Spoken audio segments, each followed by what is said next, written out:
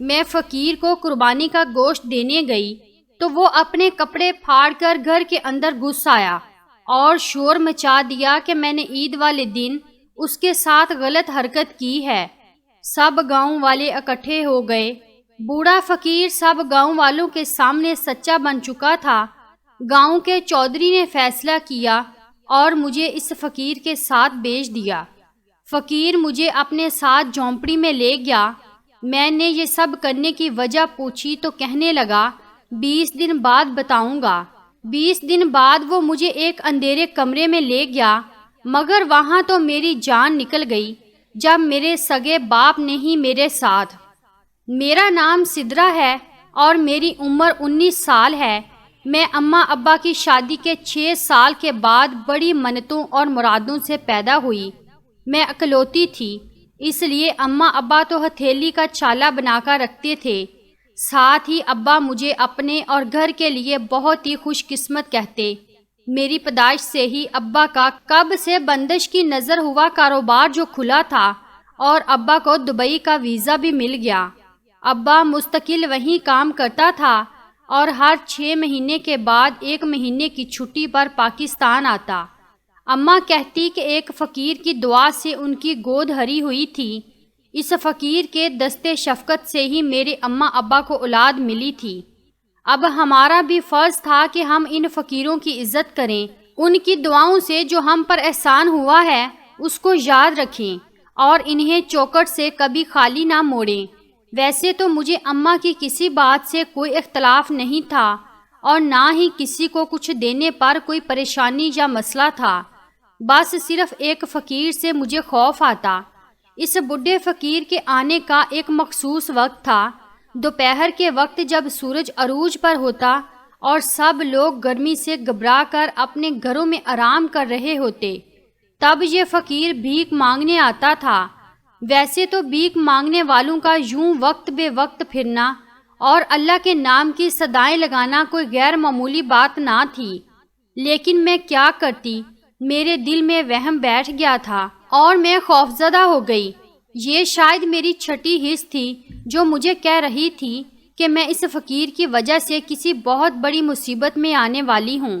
میری اماں جو ہمیشہ میرے ہی ہاتھ سے صدقہ اور خیرات کرواتی تاکہ میری زندگی میں بہار رہے، میرے سر سے نحوست اور بربادی کے سائے ٹلتے رہیں، مجھے لگتا تھا کہ میں ضرور اس بڈھے فقیر کی وجہ سے اس بربادی میں پڑوں گی۔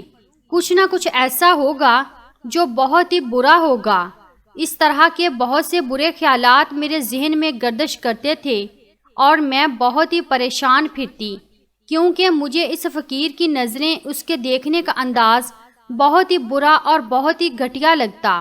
میرا گاؤں بہت ہی قدیم تھا، یہاں کی رسمیں، یہاں کے رواج اور یہاں کا قانون بہت ہی قدیم تھے۔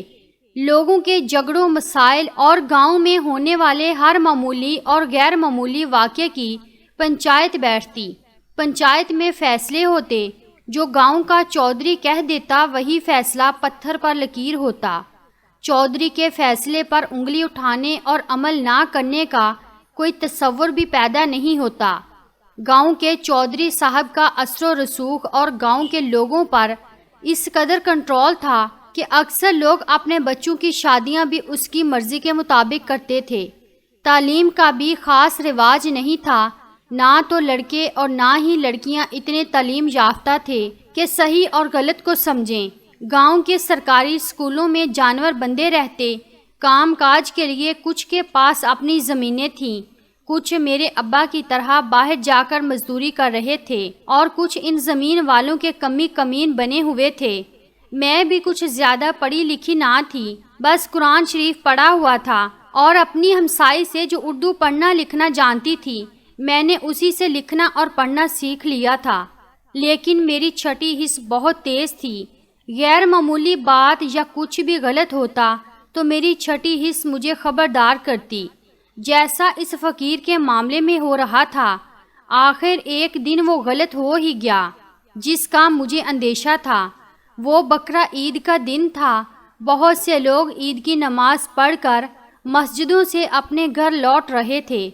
میرے ابا قربانی کا جانور ذبح کر کے اس کا گوشت بنوا رہے تھے۔ ایسے میں وہی فقیر بھیک مانگتا صدائیں لگاتا ہوا ہمارے گھر کے دروازے تک آیا۔ اس نے زور سے اپنی چھڑی دروازے پر ماری اور قربانی کا گوشت مانگنے لگا۔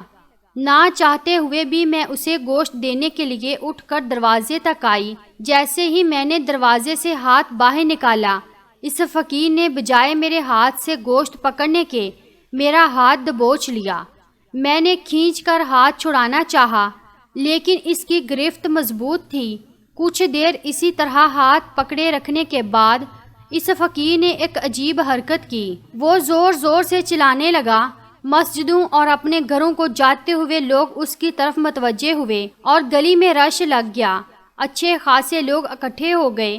اس فقیر نے اپنی قمیض پھاڑ دی اور اونچی آواز سے رونے اور دہائی دینے لگا، دیکھو لوگو، دیکھو کیا وقت آ گیا ہے، ایک بوڑھے فقیر کو بھی لوگ نہیں بخشتے۔ ارے کیسی اولاد پیدا کر رہی ہیں یہ عورتیں، اس جوان لڑکی کے لچھن تو دیکھو، آج عید کے برکت والے دن بھی یہ کیسے گھٹیا کام کر رہی ہے۔ ایک سائن لوگ فقیر کو گناہ کی دعوت دے رہی ہے، اس کے ساتھ غلط حرکتیں کر رہی ہے۔ ہائے میں لٹ گیا، برباد ہو گیا۔ بڑی مہارت سے ڈرامہ کرتے ہوئے فقیر دہائیاں دے رہا تھا، ساتھ ہی ساتھ میرے گھر کا گیٹ جو آدھا کھلا ہوا تھا اس نے ہاتھ مار کر پورا کھول دیا۔ میں حیران و پریشان کھڑی اس فقیر کی بکواس سن رہی تھی۔ لوگوں کو کسی تفصیل، کسی شہادت کی ضرورت نہ تھی۔ دروازے کے سامنے میں کھڑی تھی، فقیر رو رو کر دہائیاں دے رہا تھا۔ لوگوں نے اور کچھ نہ دیکھا اور نہ سنا، بس کانوں کو ہاتھ لگا کر توبہ استغفار کرنے اور مجھے لعنت ملامت کرنے لگے۔ عزت اور غیرت کے ساتھ ساتھ گناہ اور ثواب کا معاملہ بھی کھڑا ہو گیا۔ فقیر سراسر الزام تراشی کر رہا تھا لیکن وہاں سب یقین کیے بیٹھے تھے۔ کوئی مجھے کچھ کہنے کا نہ وقت دے رہا تھا اور نہ ہی موقع۔ چند ہی لمحوں میں یہ بات جنگل کی آگ کی طرح پورے گاؤں میں پھیل گئی۔ میں نے ایک فقیر کے ساتھ غلط حرکت کی ہے، میں ایک بہت بری لڑکی ہوں۔ توبہ استغفار کرتے، کانوں کو ہاتھ لگاتے اور مجھے لعنت ملامت کرتے ہوئے لوگ معاملہ گاؤں کے چودھری کے پاس لے گئے۔ پنچایت لگ چکی تھی۔ میں نے دل ہی دل میں کہا کہ وہاں تو لوگوں نے مجھے بولنے کا موقع بھی نہ دیا، ابھی جب پنچایت مجھ سے پوچھے گی اور مجھے بات کرنے کا موقع دے گی تو میں سب کو سچ بتاؤں گی کہ یہ فقیر بے ایمان اور جھوٹا ہے، خواہ مخواہ الزام تراشی کر رہا ہے۔ میں نے کچھ بھی غلط نہیں کیا، البتہ اس فقیر کی اپنی نیت ہی بری ہے۔ اور جب میں نے یہ ساری بات پنچایت میں بتائی تو مجھے حیرت کا شدید جھٹکا لگا۔ میرے پاس امید کے نام پر جان بچانے کا ایک یہی واحد راستہ تھا اور یہ امید بھی دم توڑ گئی۔ پوری پنچایت سمیت سب نے میری بات کا یقین نہیں کیا۔ سب اس فقیر کو ہی سچا کہہ رہے تھے، اس لیے انہوں نے مجھے اس فقیر کے ساتھ ہی بھیج دیا۔ اب میرا گاؤں اور اپنے اماں ابا سے کوئی تعلق نہ تھا۔ میرے لیے اب وہ فقیر ہی سب کچھ تھا اور مجھے اپنی باقی ساری زندگی اس کے ساتھ ہی گزارنی تھی۔ پنچایت کے اس فیصلے نے میرے سر پر آسمان گرا دیا۔ میری ماں شور مچاتی رہ گئی کہ میری بیٹی بے قصور ہے، مگر کسی نے اس کی ایک نہ سنی، جبکہ میرا باپ مجھے ہی قصوروار سمجھ رہا تھا۔ اب میرے پاس بچاؤ کا کوئی راستہ نہیں تھا۔ میں اپنی بے گناہی ثابت کرنے کے لیے کچھ نہیں کر سکتی تھی، اس لیے چپ چاپ اس فقیر کے ساتھ چل پڑی۔ وہ فقیر مجھے ایک جھونپڑی میں لے گیا۔ اس جھونپڑی کو دیکھ کر میری حالت اور زیادہ قابل رحم ہو گئی کہ کہاں میں پکے گھر میں عیش و آرام سے عزت و محبت کے ساتھ رہتی تھی۔ میں زور و شور سے رونے لگی اور اس فقیر سے پوچھنے لگی، اس نے میری زندگی کیوں برباد کی؟ جب میری کوئی غلطی، میرا کوئی گناہ نہیں تھا، اس نے میرے اوپر بہتان کیوں باندھا؟ میرے ساتھ یہ سب ظلم کر کے اسے کون سی خوشی ملی تھی؟ وہ فقیر سکون سے مجھے روتا دوتا دیکھتا رہا اور جب میں خاموش ہوئی تو بولا، 20 دن گزر جائیں پھر تمہیں ساری حقیقت معلوم ہو جائے گی، تب تک تم خاموشی سے ادھر جھونپڑی میں رہو اور رو دھو کر زیادہ وویلا مت مچانا ورنہ یہی گردن دبوچ کر مار دوں گا۔ میں فقیر کی سرخ آنکھیں دیکھ کر بہت ڈر گئی اور میں خاموش ہو گئی، لیکن اپنی اس بربادی پر میرے آنسو نہیں رک رہے تھے، اور پھر بڑی مشکل سے وہ 20 دن کٹے تھے۔ وہاں ایک ایک لمحہ مجھے صدی کے برابر لگتا تھا۔ اس فقیر کو بھی دنوں کا بہت ہی حساب تھا، جیسے انگلی پر گن کر رکھتا ہو۔ جیسے ہی 20 دن گزرے، مجھے اس فقیر نے اپنے پیچھے پیچھے چلنے کا کہا اور ایک کچے راستے پر چل دیا۔ یہ راستہ میرے گاؤں سے باہر کو جاتا تھا۔ راستہ بہت لمبا تھا، لیکن وہ ظالم انسان مجھے پیدل ہی لیے چلتا رہا، اور 2 گھنٹے تک لگاتار پیدل چلنے کے بعد ایک دکان کے سامنے رک گیا۔ جس جگہ وہ دکان تھی وہاں آس پاس کوئی آبادی نہ تھی، بالکل ویرانہ تھا۔ فقیر نے دکان کا شٹر اٹھایا اور اندر داخل ہو گیا۔ میں بھی اس کے پیچھے ہی دکان میں داخل ہوئی۔ وہاں نیچے کو سیڑھیاں اتر رہی تھیں اور ایک تہہ خانہ تھا۔ وہاں اندھیرا ہی اندھیرا تھا، ہاتھ کو ہاتھ دکھائی نہ دیتا تھا۔ تہہ خانے میں پہنچ کر کچھ دیر تو میں آنکھیں جھپکاتی رہی، اور جب آنکھوں کو تاریکی میں دیکھنے کی کچھ عادت ہوئی تو وہاں کا منظر دیکھ کر میری آنکھیں پھٹی کی پھٹی رہ گئیں۔ اب وہ فقیر بھی بولنے لگا تھا، جو پچھلے 20 دن سے خاموش تھا، اور میرے بار بار التجا کرنے پر بھی وہ یہ نہیں بتا رہا تھا کہ اس نے میرے اوپر اتنا ظلم کیوں کیا، میری زندگی اس طرح سے تباہ کیوں کی۔ اور میں جیسے جیسے اس فقیر کی باتیں سنتی گئی، میرے رونگٹے کھڑے ہوتے گئے، میرے سر پر آسمان ٹوٹ پڑا تھا۔ زندگی بہت بھیانک تھی، اور یہ زندگی ایک ایک کر کے اپنے سارے گندے چہرے میرے سامنے لا رہی تھی۔ مجھے نفرت ہونے لگی تھی۔ اس غلیظ گندگی سے اٹھی دنیا کا منہ نوچ لوں، لیکن کیا کرتی، مجبور تھی۔ فی الحال میں کچھ نہیں کر سکتی تھی، بس رونے پر اختیار تھا، اس لیے بے دریغ آنسو بہانے لگی۔ لیکن روتے رہنے سے تو کچھ نہیں ہونے والا تھا، مجھے کچھ نہ کچھ تو کرنا ہی تھا، اپنے لیے بھی اور باقی سب کے لیے بھی۔ میں نے پھر سے اس تاریک کمرے میں ایک نظر ڈالی، اور میں سوچنے لگی، اور سوچتے سوچتے میرا سر دکھنے لگا، لیکن مجھے کوئی حل سمجھ میں نہ آیا۔ میرا دل چاہ رہا تھا میں دیواروں سے سر ٹکرانے لگوں۔ زندگی کے ہر قدم، ہر موڑ پر ایک دھوکہ تھا، لیکن اس سے پہلے کہ میری بے چینی اور میری بے بسی مجھے پاگل کر دیتی، میرے ذہن میں اس بوڑھے فقیر کی ایک بات گونجی۔ اس نے کہا تھا کہ 20 روز کے بعد تمہیں حقیقت معلوم ہو جائے گی، اور آج 20 روز مکمل ہو چکے تھے۔ جب مجھے ساری حقیقت معلوم ہوئی تو میں اس بوڑھے فقیر کی شکر گزار ہوئی تھی کہ اس نے مجھے کتنی بڑی مصیبت سے نکالا تھا۔ اب صرف اس مسئلے کا اور اس بات کا حل نکالنا تھا۔ میں نے فوراً سے اس بوڑھے فقیر کو آواز لگائی، اسی نے مجھے اس مسئلے اور پریشانی میں ڈالا تھا، اور اب نکال بھی یہی سکتا تھا۔ گویا کہ اس پریشانی سے نکلنے کے بعد میری عزت شاید کچھ بحال ہو جاتی، لیکن میرے اماں ابا تو سر اٹھانے اور جینے کے قابل بالکل نہیں رہتے۔ اب کچھ بھی ہوتا، جب قدرت کا قانون ہے کہ دنیا مکافات عمل ہے، اور انسان کے گناہوں اور اس کے رازوں پر پردہ ہر صورت فاش ہو کر رہتا ہے۔ میں اب اپنے ابا کے لیے کچھ نہیں کر سکتی، لیکن اس بوڑھے فقیر کے ساتھ مل کر اور کئی انسانوں کی زندگیاں بچا سکتی تھی۔ میں نے فیصلہ کیا۔ بوڑھا فقیر میری بات سن کر مسکرانے لگا اور کہنے لگا، آج تمہیں یہاں تک لانے کا میرا مقصد پورا ہو گیا ہے، اب تمہیں برباد کرنے کا مجھے کوئی رنج نہیں۔ یہ کہہ کر وہ بوڑھا فقیر اٹھا، اور اس نے ان سب بدحال اور اجڑی ہوئی لڑکیوں کو آواز دی جو اس تہہ خانے میں موجود تھیں، اور جن کو دیکھ کر ہی میں نے یہ فیصلہ کیا۔ اور پھر ہم سب لڑکیاں اس بوڑھے فقیر کے پیچھے چلتے ہوئے اس دکان کے تہہ خانے سے باہر نکلی اور واپس اپنے گاؤں کی جانب چل پڑے۔ فقیر بہت ہی تیزی سے چل رہا تھا، جبکہ آنے والے لمحوں کی قرب ناکی کے خیال سے ہی میری روح فنا ہو رہی تھی، اور میرے قدم بے جان اور سست ہو رہے تھے۔ کاش میرے ہاتھ میں اختیار ہوتا اور میں وقت کو روک لیتی، لیکن افسوس کہ ایسا نہیں تھا۔ ہم 20 کے قریب لڑکیاں تھیں جو اس فقیر کے پیچھے پیچھے چل رہی تھی۔ ہم لوگ چلتے چلتے جیسے ہی اپنے گاؤں کی حدود میں پہنچے، وہاں چلتے پھرتے لوگوں نے فوراً فقیر کو پہچان لیا۔ وہ حیرانگی کے عالم میں اسے دیکھنے لگے۔ کچھ نے روک کر پوچھا کہ یہ سب لڑکیاں کون ہیں؟ فقیر انہیں کہاں سے لایا ہے؟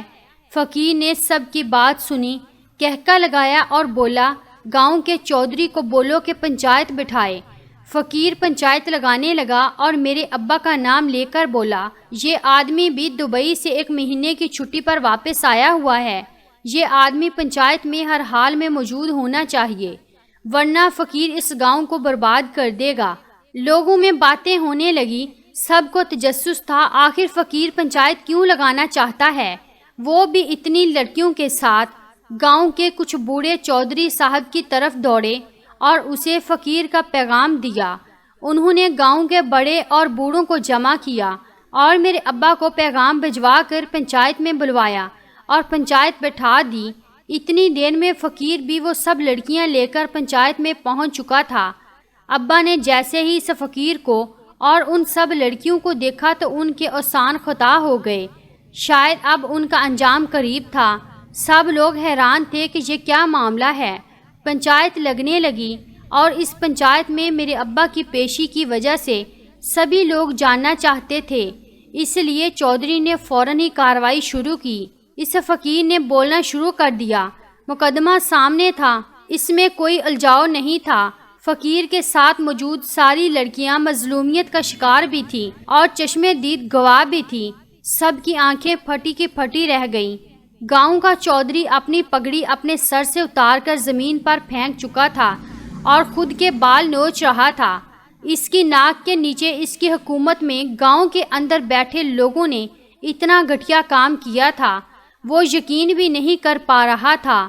لیکن یہ سر پیٹنے کا نہیں بلکہ فیصلہ کرنے کا وقت تھا، اور چودھری نے انصاف کے مطابق فیصلہ سنا دیا۔ فقیر کے ساتھ دوسرے گاؤں کی موجود لڑکیوں کے گھر والوں کو بلایا گیا۔ میرے ابا اور گاؤں کے چودھری صاحب نے ان کے قدموں میں گر کر ان سے معافی مانگی اور سب لڑکیاں باعزت ان کے حوالے کی۔ اس کے بعد پنچایت کا فیصلہ تھا کہ میرے ابا کو اس دنیا میں زندہ رہنے کا کوئی حق نہیں ہے، اس کو موت کی سزا دی جائے۔ اور پھر اگلے روز بڑی پنچایت میں پورے گاؤں کے سامنے کلہاڑی کے وار سے میرے ابا کی گردن اتار دی جانی تھی، مگر اس فقیر کے کہنے پر میرے ابا کو پولیس کے حوالے کر دیا گیا اور عدالت نے انہیں عمر بھر کے لیے قید کی سزا سنا دی۔ مجھے اس بات کا کوئی دکھ نہیں ہوا تھا، کیونکہ میرے باپ نے اپنا جرم قبول کر لیا تھا اور سارے ثبوت بھی مل چکے تھے۔ میری ماں بھی بہت بے حال اور رنجیدہ تھی۔ ساری زندگی جس مرتبے پر عیش کیا تھا وہی تو ذلت کا گڑھ نکلا تھا۔ گاؤں میں سب لوگ یہی سمجھتے تھے کہ میرے ابا دبئی میں نوکری کرتے ہیں، محنت مزدوری کرتے ہیں، لیکن دراصل میرے ابا اس جرائم پیشہ گروہ کے ساتھ ملے ہوئے تھے جو خفیہ طور پر عورتوں اور بچوں کو اپنے گھنونے مقاصد کی تکمیل کے لیے اغوا کرتے اور بعد میں انہیں مختلف شہروں میں بیچ دیتے تھے۔ ان میں سے اغوا ہونے والی کچھ بیچاری عورتیں کوٹھوں پر بیچ دی جاتی اور جن کے دام اچھے نہ لگتے انہیں یہ ظالم لوگ ظلم کر کے اپنے ساتھ دندہ کرنے پر مجبور کرتے اور کبھی ان سے منشیات فروشی کرواتے اور کبھی گدھا گر بنا کر بھیک منگواتے۔ وہ بوڑھا فقیر حقیقت میں فقیر نہیں تھا بلکہ خفیہ پولیس کا افسر تھا اور اس گروہ کی جاسوسی کر رہا تھا جن کے ساتھ میرا ابا بھی مل کر کام کر رہا تھا اور غلط اور ناجائز طریقے سے پیسے بنا رہا تھا۔ جاسوسی کے دوران اس نے کچھ اغوا ہو جانے والی مظلوم لڑکیاں بازیاب بھی کروائی اور انہیں اس دکان کے تہہ خانے میں چھپا دیا تھا۔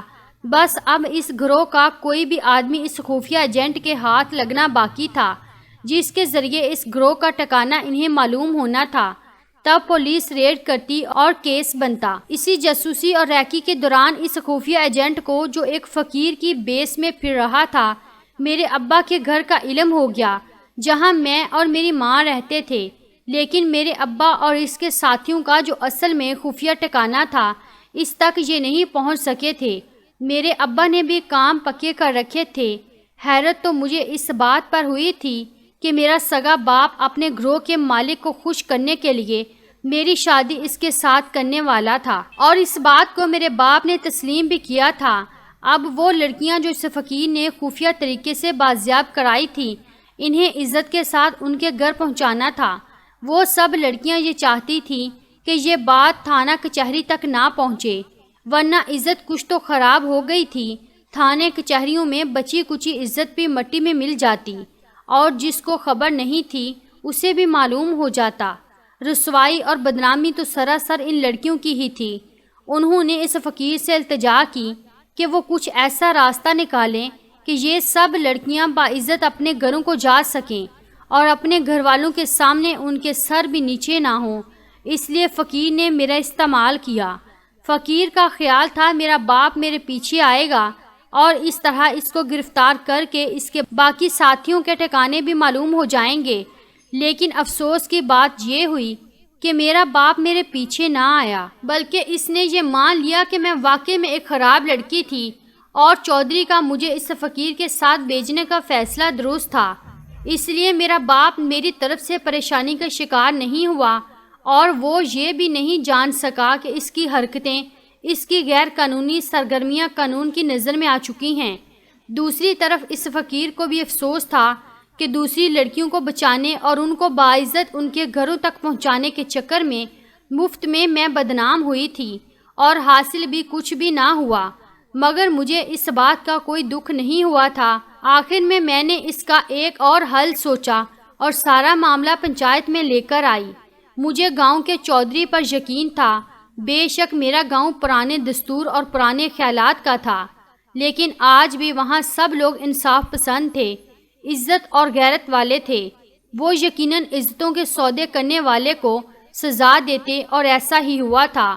اور ایسا ہی ہوا۔ ساری بات سننے کے بعد گاؤں کے چودھری نے سب سے پہلے ان مظلوم لڑکیوں کے سروں پر چادریں ڈالتے ہوئے ان کے گھر والوں کو بلا کر ان کی بچیاں باعزت ان کے حوالے کی، اور اگلے ہی دن میرے ابا کے ساتھ ان کا مکمل گروہ پکڑا جا چکا تھا، اور اب وہ سب لوگ جیل میں اپنی سزا کاٹ رہے ہیں۔ ناظرین، اس سٹوری سے متعلق آپ لوگوں کی جو بھی رائے ہے ہمیں کمنٹ باکس میں اپنی رائے سے متعلق ضرور آگاہ کیجیے گا۔ شکریہ۔